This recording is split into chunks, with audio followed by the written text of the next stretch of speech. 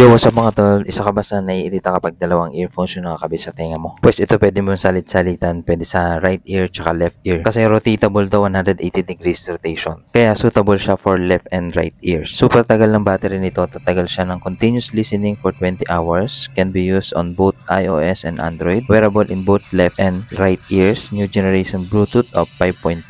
Tapos 180 degree rotation. Meron siyang button dun sa mismong earphones, kaya pwede nyo palitan music na pinapakinggan nyo. Tapos pwede nyo i-pause. Pwede next music, double touch lang. Then double touch for next music. And then single touch for play and pause. Meron din tong intelligent noise reduction, wireless, ultra clear yung call nito. So, di ba ang astig nun? Kaya kung trip nyo to guys, click nyo na yung yellow basket sa taas ng pangalan ko and then check out nyo na. Thank you.